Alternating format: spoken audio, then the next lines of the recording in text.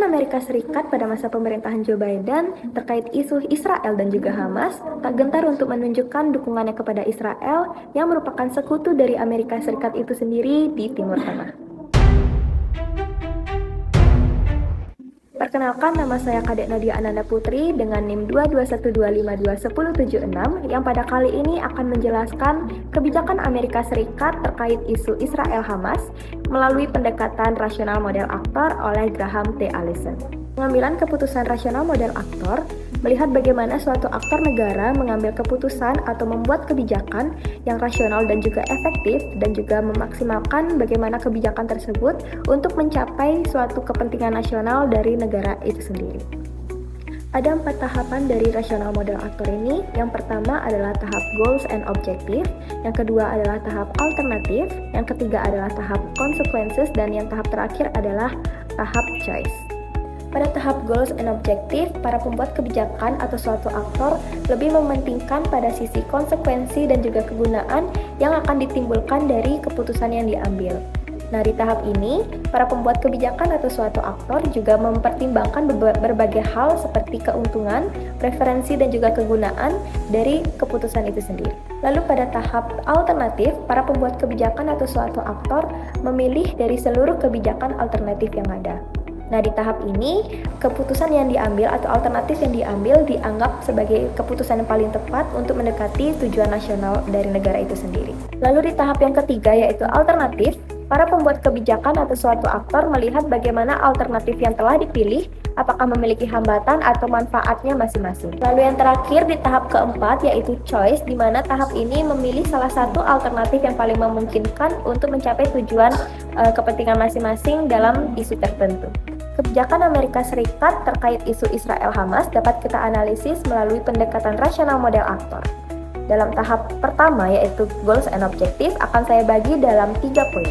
Yang pertama adalah kebijakan Amerika Serikat untuk membantu mempertahankan keselamatan dan juga keamanan dari sekutu Amerika Serikat itu sendiri, yaitu Israel. Yang kedua adalah untuk mempertahankan posisi Amerika Serikat di Timur Tengah.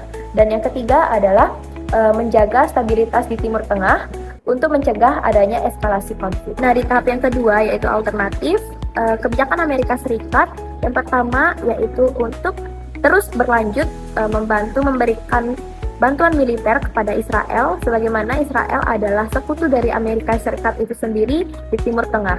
Yang kedua adalah untuk mendorong negosiasi damai melalui praktik mediasi dan juga diplomasi internasional.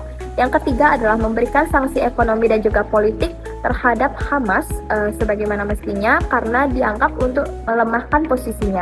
Dan yang terakhir adalah meningkatkan bantuan kemanusiaan kepada warga Gaza. Di tahap yang ketiga yaitu consequences, di mana kebijakan Amerika Serikat yang pertama adalah terkait dukungan militer penuh terhadap Israel. Ini sebetulnya memang dapat meningkatkan pertahanan Israel itu sendiri, tetapi juga dapat meningkatkan ketegangan penuh di antara negara-negara Arab dan juga mengurangi kredibilitas dari Amerika Serikat itu sendiri, sebagaimana Amerika dianggap negara yang kurang netral. Yang kedua adalah diplomasi intensif, di mana berpotensi untuk mencapai deeskalasi jangka panjang, tetapi membutuhkan komitmen dan juga kerjasama dari semua pihak yang terlibat. Yang ketiga adalah sanksi terhadap Hamas. Dapat melemahkan kemampuan operasional Hamas, juga memperburuk kondisi dari ekonomi dan sosial di Gaza itu sendiri.